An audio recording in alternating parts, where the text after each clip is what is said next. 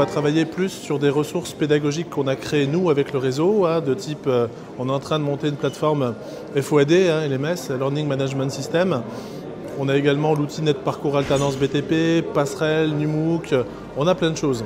Et l'idée, c'est effectivement que le réseau puisse s'approprier ces différentes ressources. On a la quasi-totalité des adjoints chargés de la pédagogie des CFA paritaires du réseau, des 77 CFA BTP. On a un adjoint éducatif par association régionale pour que le décloisonnement entre la pédagogie et l'accompagnement éducatif ne soit pas un vain mot. Et on a un pilote régional par association régionale, c'est-à-dire soit un secrétaire général, soit un directeur, qui a pour mission de piloter le projet qui va être déployé dans l'aval de cette deuxième phase des rencontres.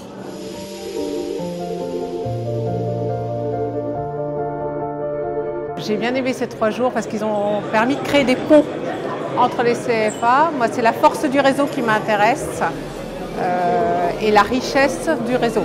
Voilà.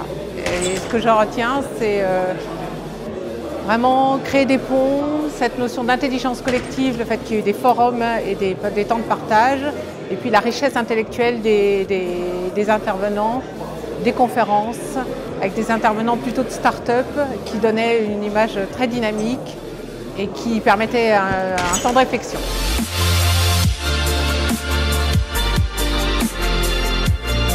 La force de ces journées, c'est qu'on fait un point d'arrêt, qu'on se donne le temps de réfléchir, qu'on sort de nos quotidiens et qu'on peut justement partager toutes nos pratiques avec tous les collègues du réseau pour s'enrichir mutuellement et faire avancer ensemble nos dispositifs de formation.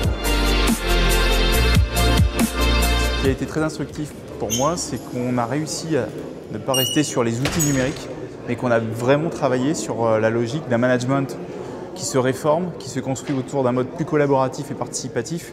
On va responsabiliser chaque collaborateur dans l'innovation qui est nécessaire pour être plus agile et répondre aux besoins des entreprises demain. Les enjeux du numérique pour le 3CA sont majeurs. Ils sont de 3 ordres. Le premier, c'est de répondre aux besoins des entreprises. Il y a des évolutions technologiques énormes qui se passent dans les entreprises. Nous devons être en capacité de répondre à ces besoins des chefs d'entreprise dans le développement du numérique. Le deuxième, il est d'ordre générationnel, on le sait, la génération Y, Z, peu importe, est une génération digitale. Il nous faut donc être en capacité de lui proposer de nouvelles méthodes pédagogiques qui s'appuient sur les outils numériques d'aujourd'hui et de demain. Et puis la troisième raison pour laquelle le 3CA va fortement investir dans le numérique, c'est son positionnement concurrentiel. C'est le positionnement concurrentiel de son réseau de CFA qui doit être aux avant-postes de toutes les technologies modernes en matière d'éducation.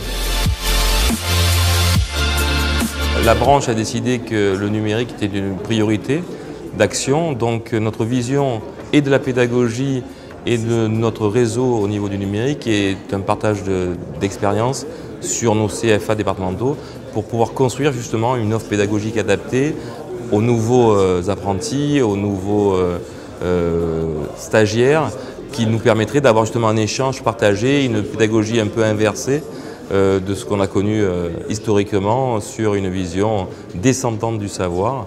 Donc il nous faut les outils pour pouvoir le faire, mais aussi comprendre que le monde change et que nos apprenants, nos apprentis sont différents.